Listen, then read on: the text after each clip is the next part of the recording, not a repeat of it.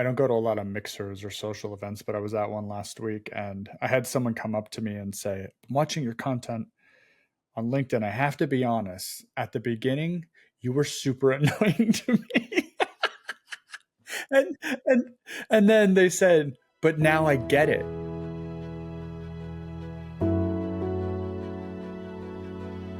I'm Julia Lefevre, and around here we chat about rewiring your brain to lead with clarity, confidence, and impact. Tired of all the old leadership advice? Well, you're in the right place. Let's get started. So here's our question for today. What if your next big leadership breakthrough doesn't come from another strategy session, but from embracing your weird? Today's guest, Brandon Stanchok, is the CEO of SWF Industrial by day, host of Just Some BS Live and the Just Some BS podcast by night, and the unapologetic founder of Growthist Mentorship. Yeah.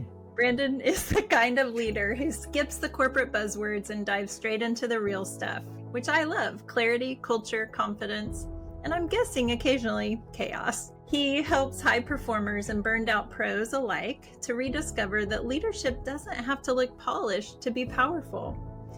At Brave Restoration, we're all about that too, helping leaders drop the mask, rewire old patterns, and actually enjoy leading again. So, over the next 40 minutes, let's get weird in the best possible way. Brandon, welcome to Wired to Lead. Thank you. Man, what an intro. Whew. I do a lot of nonsense. I just realized that. So you've built a whole brand around staying weird. So just wondering, what is the weirdest thing you've ever done? Actually, this week, maybe I'm taking 2 days off from work to play a new video game that comes out on Friday. So that's pretty weird. Nice. Yeah. So 4-day weekend. I don't know. Some of the maybe clothes choices I do. I like button downs that are pretty strange. I don't know. Just maybe quite the contrarian at heart. Yeah. So I hear you saying that anything that isn't the norm. So embracing the opposite of status quo. Yes. So we here at Wired to Lead, we really focus in on what past experiences have shaped our current reality. So I'm just really curious, what has wired you for this contrarian perspective of, or embracing what's different, what's weird? I do remember in high school, my parents never shunned any of that, so I had super long hair in high school and where people would bother people. And my mom was just like, let him be, just let him be who he is. So she never got into that. I don't think I really noticed any of that till, I'm not sure. I don't even know if I can put a date on it, but just kind of always push forward, never got really stuck in the current or the past. And whatever that needs to look like. I think the personal branding side of things maybe brought some more of that consistency and realizing what it was. But until that point, I don't know. I think I'd never really thought about it as just being what was comfortable for me. So, yeah. Well, one thing that sticks out to me just from that is you had somebody who celebrated who you were as you were. Yeah. And almost, it seems like, encouraged that. And so it was never penalized or rejected by some of the most important people in your life. Yeah, good point. For sure. There wasn't any correction in that front, because I wasn't a bad student or bad kid really. So it was like, if this is the worst of it, let's just let him go. We can deal with long hair and funny button-ups. Yeah, it's exactly. Good. Yeah, it's funny. Well, just in the work I do, I mean, it just sticks out because our core need as humans is acceptance and care. And so for, the ideal is to be able to receive that from our authority figures growing up, whether that's parents, grandparents, teachers, coaches. And so the fact that your mom was secure enough in herself to be fine with you expressing yourself, it shows a lot of health on her part. And then that was able to really impact you in a positive way. Yeah. It's really interesting. I don't go to a lot of mixers or social events, but I was at one last week and I had someone come up to me and say, I'm watching your content on LinkedIn, I have to be honest, at the beginning, you were super annoying to me. and, and, Nice. and then they said, but now I get it. Like, it's just different. And I was like, wow, that's really funny. I was like, one, thank you for coming up and telling me, because that is the most brilliant thing anybody's ever said to me. And I was like, trust me, I can understand that it would be super annoying, because it's like, he's like, it's just so strange in the construction industry. And I was like, I know, it's okay. It'll be okay. And they're like, but I get it now. And it's actually healthy and comforting. And I was like, well, got you full circle. That's awesome. Yeah. So, for our listeners who have not heard you in that setting, what was that person talking about? What do you mean it's not normal for the construction industry? Yeah, I would say a lot of my probably LinkedIn content is very people focused. Like, I'm spending part of my summer in the shop doing what I call Clueless CEO Chronicles. So they're little videos where I'm spending, so kind of every other week, I'm spending a week in the shop. I'm terrible with my hands, so I can't do any of the things that they're doing out there. So I'm giving it the old college try, and it's infuriating me sometimes. But just getting perspective of what that feels like in the dead of summer when I was doing, because there's 7 bays to get through. I think, yeah, 7 bays to get through. So it's been taking me multiple weeks, and I have 2 more to go. And it's just that perspective of going through that, putting yourself through that, understanding what their day-to-day looks like, because I've never done it. A lot of the people in the office have. And just doing things like that, I've seen a big interest in why I would do that. No one, people aren't doing that. Why would you waste time? How do you have enough time to do something like that is one of the questions I get quite often, because of my seat. Like, you can make time to do a lot of things if you just delegate, prioritize, and I mean, I just tell people for a week my calendar is off limits unless it's after 2:30, and you just deal with it. Yeah. So, what led you to do that for the first time? What was the need that you saw in your own leadership that helped you to prioritize cutting off your calendar for a week? Yeah, it was 4 parts. One was perspective of what the team goes through because I haven't done what they do. Just seeing, like, how hot is 90 degrees in the shop while you're welding? Like, it's pretty freaking hot. 2, what was the way my brain works, I'm pretty good at process improvement. So I was going to use that on the floor. So as I'm working through the weeks, I'm taking notes, asking people what they don't like, what's annoying, what takes too long, and then just processing them through. I kind of had an open chat that I've been talking into, and then keeping those action items and coming up with solutions that are just things that, could be fixed or make things go faster. The 3rd was street cred, straight up. I tell everybody that, like, you get street cred in doing something like that. And the 4th was the marketing ploy of coming up with a series of videos that have gotten, pretty good impressions on just me really walking through, taking video of things I'm doing in the shop, and then what I learned for the day is really what the concept is.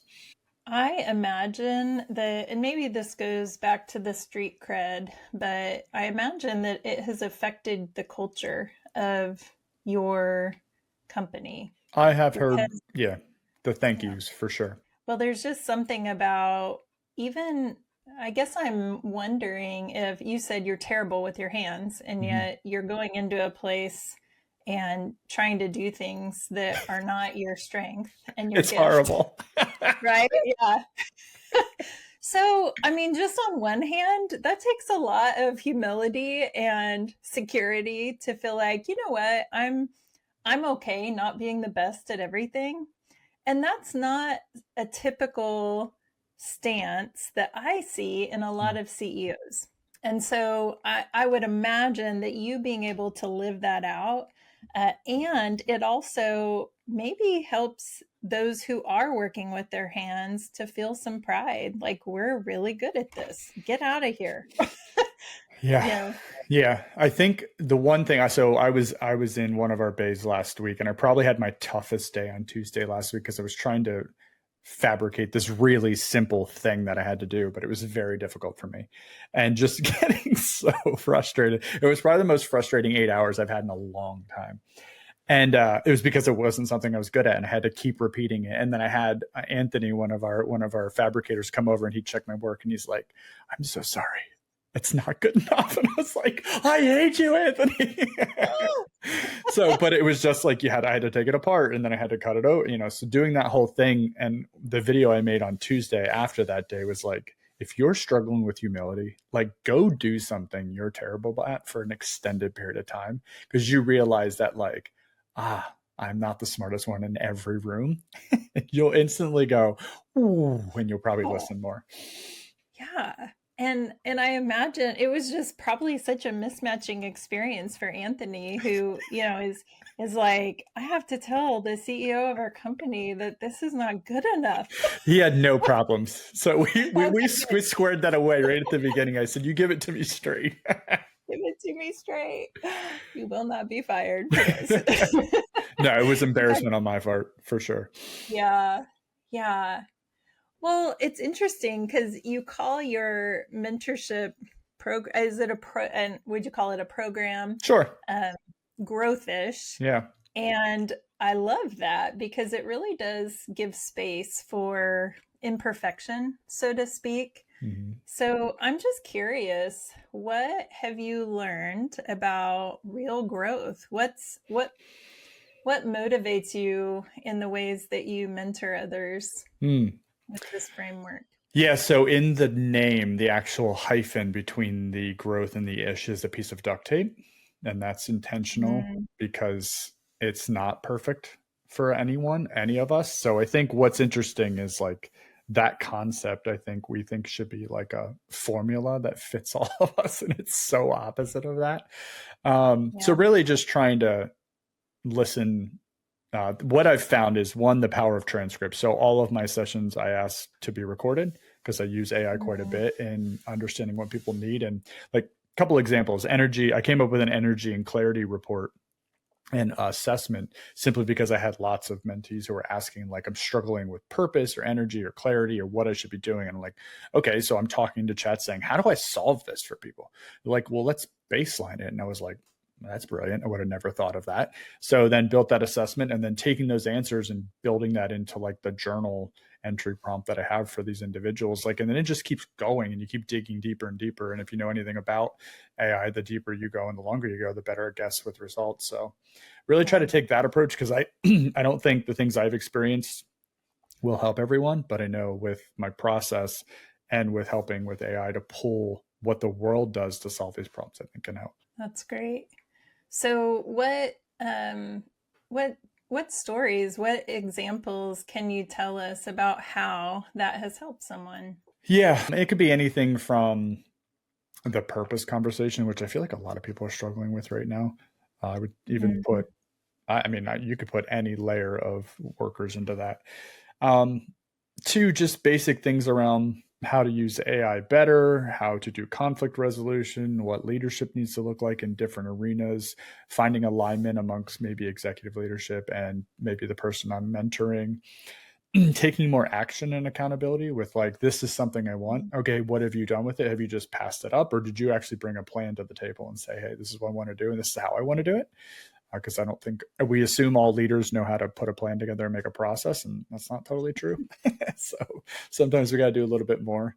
Just encouragement, alignment, clarity, all those types of things. I think is really, and it's all levels. I think we think Yeah. that it's not the higher you go, the more you have it figured out, and I just don't think that's true. Yeah.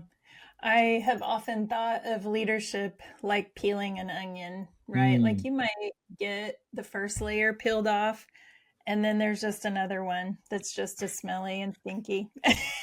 you so true. and you get that one, and then there's just always another layer in, which is why I think it's so helpful to always be cultivating that idea of humility and curiosity and I need to keep learning.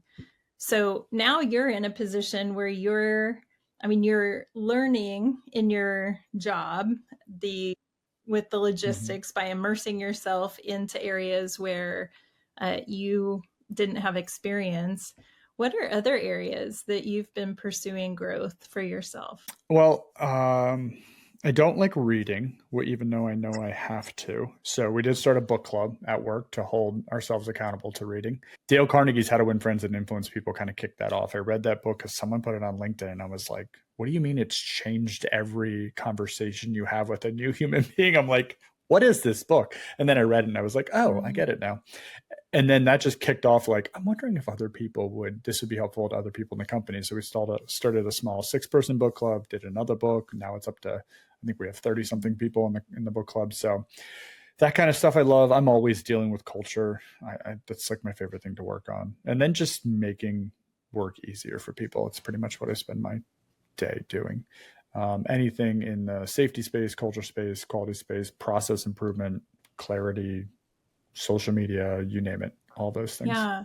So what would you say has made the biggest impact in, you said you really love culture, and that's kind of my space as well. And so I'm just curious, what has made the biggest difference in your culture? What have you seen move the metrics more than anything else? I think being part of a healthy organization has made the biggest difference. I think we have this thing going on where when we feel culture's not going well, we treat it as like an initiative, when I feel like if you don't have a healthy company, and by healthy, I mean all of the things. So I'm talking financially, I'm talking attrition wise, I'm talking all the right amount of people, the right seats, being able to have open conversation, like the basic foundations of what a business should be. I think when you have those, I think culture is the next thing you can really start working on. But I think if you don't have some of those things, like you could try to have a great culture, but if you're not making any money, there's not much you're going to be able to do for our employees, because some of this does cost money. Like straight up, it's going to take that. So any type of initiative that's going to be worth something is going to cost something. And I think if you don't have the funds to do things, it'd be very hard. I would focus on the foundational pieces first, and then getting into just, I don't know, we went hard on flexibility. We were told we're probably too flexible. We just finished our culture assessment actually in-house, and some people even in the company said we're a little too flexible, which I don't agree. I just think it's the way people view accountability and how that can be a little bit different. So yeah, I think that's been big. Listening, having leadership on the same page with what good leaders look like. I think that's hard. We lined out basic behaviors that we expect. I didn't think I'd have to communicate. Honestly, it's a little surprising to me how much you have to communicate about some of the basics. I didn't believe that until we did it. And I was like, okay, now I get it. Because you can't just assume everybody's in the same Right. headspace. So I don't know. That's kind of So what when you jumps out. say communicate about the basics, say more about that. What do you mean? What we expect behavior Mm-hmm. to look like, down to the basics. I didn't think that was a necessary thing until we did it, and then there was a lot of good feedback around it. And then there's like, even if you just do it to lay that out so everybody watches it, we just did it in really funny videos. That's how we tried to get it across, because I think it's really hard for that stuff to stick if there's not some sort of get them to watch. If it was just me being like, culture, this is how you should treat people, right, in a standing head, like we did skits, like that's what we were trying to do to make them funny. And so that went over really well. But I do think like management then has a key to say, you can't do that, you need to do this. And it's a very easy out for them, because what I needed to realize is not everybody can take those conversations as easily in the same direction. So they can just point to the video and say, do more of that behavior instead of the This. other one. It's amazing. I think it's Patrick Lencioni who says you can't over communicate. And in fact, you need to Mm, communicate, and then communicate again. And I think this is one of the biggest mistakes that leaders make, that in a sense, we trust people. Maybe this is probably not the right way to put it, but we assume too much, and then we trust people to be thinking like we're thinking, and it just doesn't yes. work out that way. And so by communicating and just putting words over and over to the same things that are expected, it kind of gives less space for misinterpretation and for just Agreed. not following through. Yeah. And actually, communication was our lowest score in our culture assessment, but it was company wide, not day to day, which I love that they differentiated between the two, because that's really helpful. Because then that's in my house, right? So then I'm like, okay, I got to come up with ways to get company wide initiatives or changes across the organization better, because it was dictated that everyone feels comfortable with their job and what they have to do. But when major changes come, we probably only get to management and then expect the delineation. When I think if it's coming from, leadership's voice, it's probably a little easier. So got to Yeah, change that. that's great. I love that you have done an assessment and it's like, okay, now we're going to own it, and there's not a defensive posture like, but wait, I've done all these things. Like, no. You pay the money to have it done, so that good, now we have an arrow pointing to what's going to make us better and take us to the next level of success. So, Brandon, you talk a lot about giving yourself permission to grow, to lead, to just be. And now I Yeah. want to know why you're laughing. But why do you think there are so many professionals who wait for others to give them permission instead of just giving it to themselves? I think the biggest detriment to leadership is probably insecurity. I think all of that, a lot of the stuff that we get wrong in these roles, I think comes down to being Yeah. insecure. That's why I think peer groups are so important. I think perspective is so important in that, whether you're going on the shop floor, whether you're getting into a peer group to ask for help or issue processing or how did you handle this? I think Mhm. all of that helps you to give confidence, because I'm no different than anybody else. I went through 2 years of imposter syndrome when I got into the seat, because it was like, what's happening? What am I supposed to do? And you don't know until you get past that and you're like, oh, okay, everything's okay, I can calm down. So I think when you're in that headspace, it's very hard to make clear good decisions for the group, because you're not showing up kind of in your best space. So I think, to answer your question, I would say Yeah, insecurity. I agree. And the work that I do, just helping people to trace their insecurities to the neurological root, is so powerful. And without it, we try and just talk ourselves out of insecurity, and it just doesn't work because your brain is holding on to this set of memories from your past that said, if you do this, it's not going to go well. And our brains are wired to protect us from pain, from rejection, from discomfort. And so we try and, we end up coping. But if we can trace it back, trace that insecurity back to the original memory and what happened, then there's Mm. actually work that you can do to rewrite that memory. It doesn't mean that we, time travel and say, and just clear the slate like this didn't happen. But the Yeah. reason that your brain held on to it is because of one of three or four things. You were either alone, you had no voice, you had no choice, and you had no agency. So if something happens that feels traumatic, so to speak, let's say Mm-hmm. you did have long hair and you went to school and everybody laughed at you and rejected you, left you alone. You went home to mom and dad and said, and told them, and they said, well, see, we told you so. Like that would have embedded this memory in your brain that said, don't do that, because one of our basic needs is to belong somewhere. And if you don't Yeah. belong at school and you don't belong at home, then you're going to change your behavior. The opposite was true in your case. But if it had been the other way, what we could do now is we can connect over that.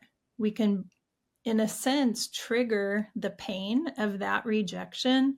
We can trace your people pleasing strategy, behaviors back to, well, if I don't do what other people say, then I'm rejected. But this time, you're not alone.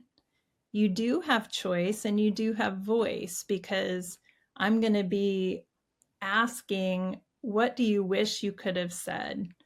What did you need in that moment from your mom and dad? Let's even maybe get mad at mom and dad. And we Mm. rewrite the emotional experience, this time empowering you. It doesn't change what happens. It just increases your capacity by kind of updating your brain, just like we update our computers to, I'm not that 16-year-old kid anymore. I'm this old and I actually did have things to say. And you know what? I liked my long hair. Who cares if they didn't? And and so that Mm. process helps to essentially disengage that trigger in your mind. It's a really powerful, Interesting. powerful thing. So I always tell leaders, if you're running into a culture issue where somebody's insecurity is getting in the way, you can tell them, don't worry about what other people say till you're blue in the face. But until they have new experiences that counteract something that's happened in their past, they will stay stuck. Oh man, that's encouraging and discouraging at the same time. Okay, tell me more. Well, because I mean, it's encouraging because it actually It can can. be fixed, but it's discouraging because many people won't want to go through that process because it's probably painful. Yes. Ding ding ding. And that's why when I started my business and started telling people, they looked at me and said, "So you're wanting people to go through pain to heal?" And I said, "Yeah, it's kind of like my friend, she just told me today she has to have heart surgery. And Mm. sometimes we have to choose pain to get free." And we've all heard this on LinkedIn, right? Uh, Not everyone can work with me. Um, the people who are excited to work with me are those who have experienced that the pain of staying the same is greater than the pain of needing to change. Yeah, everybody needs to hear Yeah. that one. But the thing that I tell people is that I've been there. I have been in that place where the pain of staying the same was debilitating. It came through anxiety for me. My brain wouldn't Mm. think, I couldn't perform. I would even go to the beach to try and just be still. It's my happy place, and it didn't work. I couldn't. And so finally, I Wow. had to face the things that I just kept stuffing down. And a year later, I my anxiety symptoms were gone, and it was incredible. So I want people to know it is encouraging because it can be changed. Oh, that's deep. It's very similar. I just read your post from today or 8 hours Mm. ago. That was the what Mm. versus the why. And I just had one of those conversations today. I'm like, why didn't I read this like 3 hours ago? And I think it's so fascinating that there's specific words that almost, like you said, trigger that fear or that flight type of mentality. And it's like, it just makes everything probably goes blank then. You don't hear anything else from that point forward. You could talk to your blue in the face, and that person has already Yeah. heard enough. Yeah, I usually have my brain model here, and I just realized I left it in the other room. So I'm going to use my hand model as my brain. So my Yeah. wrist is kind of like the brain stem, and then my thumb that's tucked in here is the limbic system, your amygdala, and then my fingers covering it are my prefrontal cortex, the thinking brain, the conscious brain. And what happens is when you use words like why, it we've most of us have had negative experiences. I think probably the most common one, when we were kids, we did something stupid, and what did our parents say? Why did you Why? do that? And we learned, and our brains learned, I'm stupid, that was dumb. It became a very subjective question, like, why are you Mm. stupid? So that feels terrible to most of us. And so what it did is it wired, if you hear why, then armor up because someone's coming after you.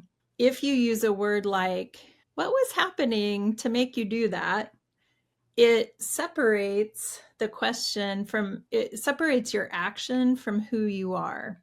And it Yeah. helps your brain not to flip because as soon as this amygdala is activated, it stops all communication to your thinking brain.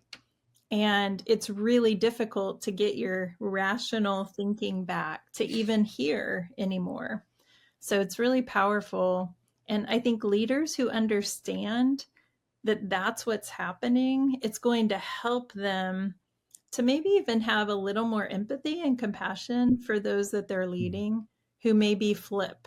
So, just curious, have you had situations where, whoa, I'm leading this person, we're interacting, and all of a sudden I can tell they are offline? Yeah. Yeah, it's so interesting because we're reading Emotional Intelligence 2.0, and the Mhm. first chapter of that book is talking about how you hit your emotion part first and then your frontal cortex after, which is why the emotion comes Yep. before the logic. And can you slow yourself down? And then exactly what you said there, it gave me so much empathy to say they just can't control their emotions right now. It's not them as a human being, it's just what they're going through. And it's a, like they said that you can get hijacked by your emotions, then you like can't stop it. It's like because they were telling a story about a person getting attacked by a shark, and it's like he was still trying to get out of the situation, but the fight or flight took over, and it's like fear, and you're just sitting in the water because you're so terrified when you should have been Yeah. swimming. Like it was just that's an extreme example, but no, I mean, yeah, I think being able to have those really difficult conversations to not trigger people or turn people off is very difficult, but I think it's one of the best things if you can learn how to do that. Really, I try to focus on strengths and weaknesses more than anything. I think it's a little bit more disarming that way. Obviously, never raise your voice. I think I've yelled at like 4 or 5 people in my career, and I still remember all of them, and they were just totally avoidable. So that was because I've been screamed at before, like you said about traumatic experiences. I can remember like it was yesterday that exact scenario. I'm like, what's happening? I'm getting yelled at by adults. I'm not a child anymore. So And man, your brain never yell at remembers people. it because it doesn't like that. And here's the thing I No, want it's all horrible. leaders to know is you said, we all need to learn how to not trigger people. And the hard thing is that it's not necessarily something you can learn because everyone's different. Mm, Everyone's going to have their own set of past experiences that you're going to step on a landmine and not realize it. But what I do tell leaders is that you've got to cultivate and grow your own capacity to stay regulated in the face of dysregulation. So that when you step on a landmine, your coworker flips, that you don't get triggered by his or her flip, which is often what mm, happens. A leader comes in not realizing somebody's having a bad day, they flip, but then their flippedness creates a behavior that feels disrespectful to the leader, which yeah. then flips them. And the cycle just goes on and on. And so, those are the situations that leaders can do the work, the proactive work, to trace what triggers me, what feels disrespectful and causes me to flip to those original memories in yourself so that those can be healed so that even if your coworker flips, you are still using your thinking brain, your frontal cortex, Yeah.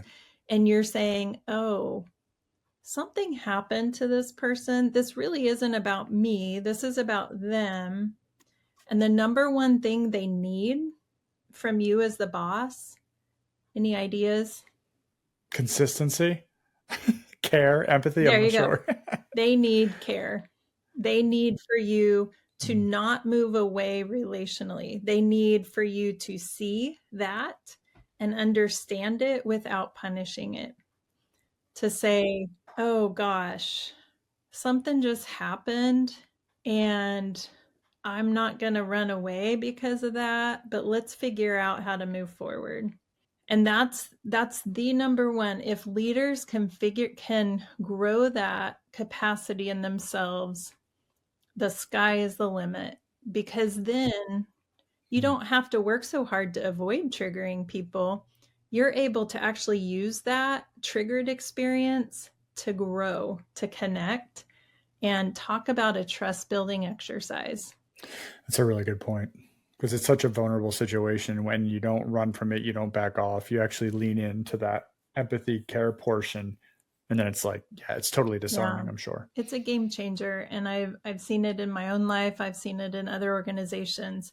And it especially if you have a history of kind of getting flipped when others are flipped, and then you start working on your capacity, it's amazing how your regulation, your regulated self becomes contagious. And all of a sudden, people aren't Mm. as triggered even in your space. It really is phenomenal. Yeah, I didn't just as a total side note of that. I don't think I believed in like the vocabulary spread that a lot of people talk about, like when you use certain language and then that spreads throughout. And that is happening. I can see some of the words that we really try to focus on with like I love calling it baggage. Like everybody comes into Mhm. work with baggage. Like sometimes it's checked, sometimes it's carry on. They're bringing it all the way in, they're not leaving it at the door, right? So you don't know which one's coming in. And then I can hear people saying like, we don't know what they're coming in with. And, you could be good with somebody tomorrow or today, and then they come in tomorrow, and it's not your fault. They're bringing that baggage Yeah. right on in. And I So think in today's world, there's so much more that's being brought in. I mean, we just have a faster life cycle. We have more trauma happening out there.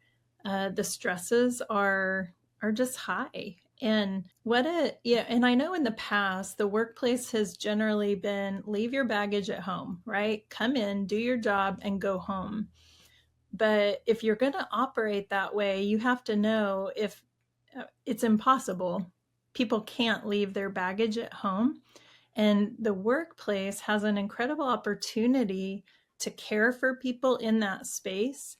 And I promise you, and all the numbers and research show it, that if you are a workplace that's caring about the whole person, you will get more production. You will get more retention. You will do better. So it almost costs you on the front end, but the dividends paid back are exponential. yeah, I am 100% with you. I think it's because it's so non-tangible. It's so hard Yep. to measure. Like you can have efficiency, you can have take one project, measure the efficiency against the estimate, and if you crush it, you'll say, oh well, we bought well or we performed well. But it's never people were just happy.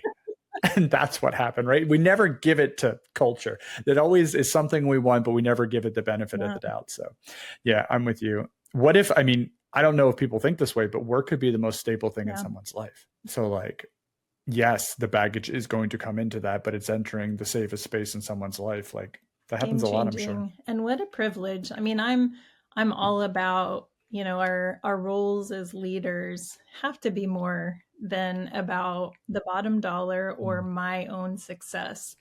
And what a beautiful purpose to be able to contribute to the bettering of our world in family after family, all the families that you're employing. And what a beautiful thing.